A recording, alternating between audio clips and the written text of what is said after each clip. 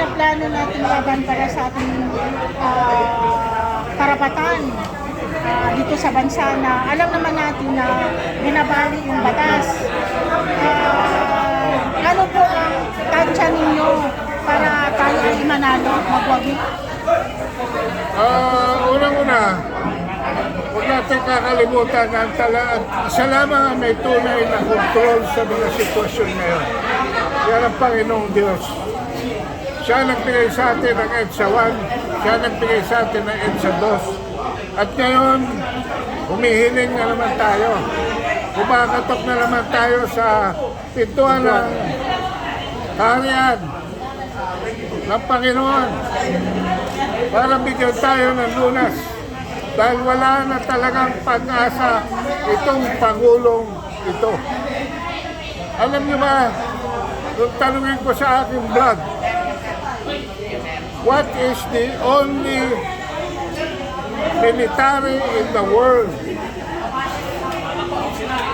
that is led by a drug addict?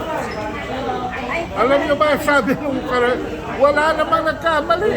Dahil alam na lahat ng ating kababayan ngayon kung ano nangyayari sa bansa.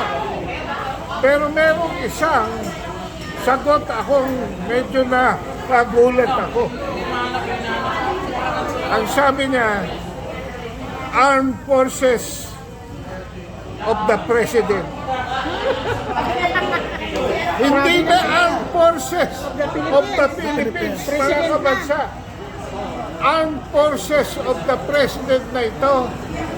Dahil sabi nga ni Orlando de Leon, walang bayad si Browner.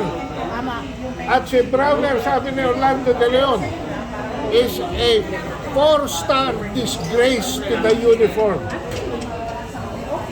Sa aking binasang sulat ngayon, na nasa kamay na ng White House, wala ng exit, Browner. At habang may panahon pa, ikaw na ang magdala sa mga sundalo sa withdrawal of support. Alam mo, alam ng Judge Advocate ng AFP na ang withdrawal of support ay hindi sedition. Kaya wag na tayong magbulahan. Hindi ito sedition dahil sa Desierto versus Estrada, ang constructive resignation na nagbunga from withdrawal of support ng Chief of Staff na nainganyo ng people power ay hindi illegal.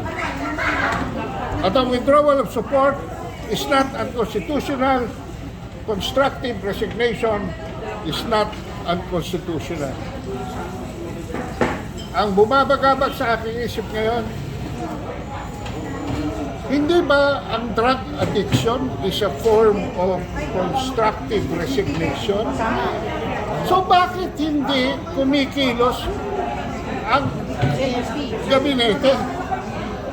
Bakit hindi kumikilos ang Armed Forces of the Philippines? At sa aking pagdarasal, nararamdaman ko na oras lang ang hinihintay at malapit na po yan. In my heart, I don't think it should go beyond February. In fact, baka sa January 31, bumigay na po ang kapulisan sa Malacanang at pabayaan ang taong bayan na pumasok kasi sila lang naman ang nakaharang doon.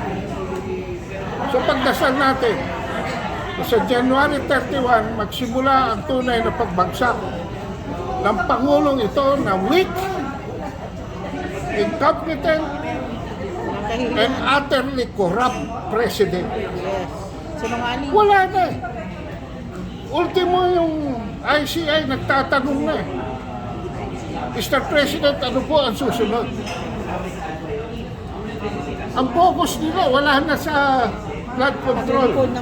Nandito na sa bagong budget. Ang pananaw nila, 3,000 lang nila para wag harangin ang budget. Pero ngayon may budget na naman sila. Matapang na naman ang mga walang hiya. Matapang na naman ang mga buhaya. Busog na naman ang mga asong ulol. They think differently about power. Wala silang gusto kundi kapangyarihan. Wala silang accomplishment. Wala silang kakayahan for good governance. Wala silang strategic plan. Wala silang foreign policy. Wala. Walang malasakit sa bansa, sir. Walang malasakit sa bansa. Niloloko pa tayo na may kaaway daw tayo. Eh sila ang kaaway natin eh. Dahil ang ating buwis ay ninakaw na nila.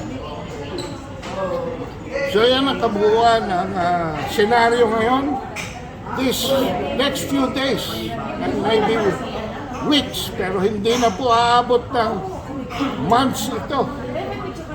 I think the Lord will listen to our prayer. Ha?